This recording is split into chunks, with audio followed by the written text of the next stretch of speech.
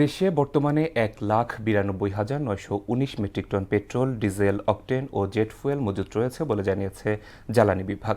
সচিবালয়ে এক ব্রিফিংয়ে জ্বালানি বিভাগের যুগ্ম সচিব আশ্বস্ত করে বলেন, মার্চে জ্বালানি তেল নিয়ে সমস্যা হয়নি, এপ্রিলেও হবে না। এদিকে অবৈধ মজুতের কারণে উদ্বুদ্ধ পরিস্থিতি মোকাবেলায় এবং জ্বালানি সাশ্রয়ে মহানগরীর স্কুল কলেজে অনলাইন অফলাইনে ক্লাস নেওয়ার কথা ভাবছে সরকার।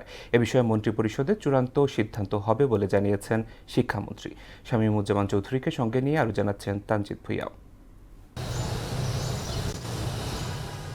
মঙ্গলবার সচিবালয়ে শিক্ষামন্ত্রী, প্রতিমন্ত্রী ও সংশ্লিষ্টদের সঙ্গে বৈঠকে বৈশ্বিক জ্বালানি সংকটে মহানগরীর স্কুলে অনলাইন অফলাইনে পাঠদানের ব্যাপারে আলোচনা হয়। প্রধানমন্ত্রীর সঙ্গে সাক্ষাৎ শেষে গণমাধ্যমকে সরকারের পরিকল্পনার কথা তুলে ধরেন শিক্ষামন্ত্রী। ফুয়েল ক্রাইসিস, ইন্টারন্যাশনাল ক্রাইসিসের কারণে আমরা ভাবছি যে ব্ল্যান্ডিং করা যায় কিনা, অন এবং অফ আসবে এবং অনলাইনে, সেটা নিয়ে আমরা আলোচনা করেছি এবং সেগুলিকে আমরা বাস্তবায়ন করার জন্য ইতিমধ্যে আমি সার্ভে করেছি। 55% পিপল চাচ্ছে, ইউজার্সরা চাচ্ছে যে তারা যেন অনলাইনে যায়। এ সময় মন্ত্রী বলেন, বেশিরভাগ অভিভাবক অনলাইন ক্লাসের পক্ষে, তবে সরকার এর পাশাপাশি অফলাইনেও পাঠদানের কথা ভাবছে। এ নিয়ে চূড়ান্ত সিদ্ধান্ত বৃহস্পতিবার মন্ত্রিসভার বৈঠকে নেওয়া হবে বলে জানান তিনি। নেক্সট ক্যাবিনেট মিটিং ডিসকাশন হবে, will propose.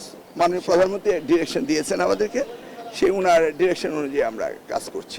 Not the university, I am talking about the school সিস্টেমের মধ্যে করছি। English medium, Bangla medium, all medium, specially the metropolitan সিটির কথা আমরা বলছি। অন্যদিকে বিদ্যুৎ ও জ্বালানি মন্ত্রী এবং প্রতিমন্ত্রীর সঙ্গে বৈঠক করেন প্রধানমন্ত্রী। চলমান জ্বালানি সংকট মোকাবিলায় দিক নির্দেশনা দেন সরকার প্রধান।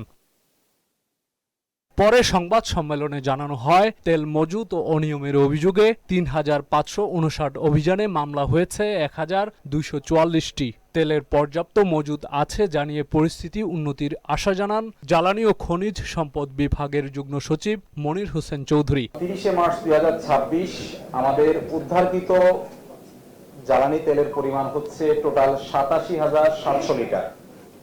এর মধ্যে diesel ৬৭,৪০০ litre, octane ৬,৪৪৪ litre, petrol ১৩,৮৫৬ litre. মামলার সংখ্যা হয়েছে ১২৪৪। সর্বমোট অর্থদণ্ড হয়েছে ৮৪,৫১,০০০। কারাদণ্ড দেওয়া হয়েছে ১৯ জনকে। পরে বিজ্ঞান ও প্রযুক্তি মন্ত্রণালয়ের উপদেষ্টা, মন্ত্রী ও প্রতিমন্ত্রী সহ সংশ্লিষ্ট দপ্তরের ঊর্ধ্বতনদের সঙ্গে বৈঠক করেন প্রধানমন্ত্রী। এদিকে সচিবালয় থেকে বের হওয়ার সময় পদোন্নতি বঞ্চিত শিক্ষকদের দাবি দেওয়া মনোযোগ দিয়ে শোনেন প্রধানমন্ত্রী তারেক রহমান। তানজিদ ভুঁইয়া, মোহনা সংবাদ, ঢাকা।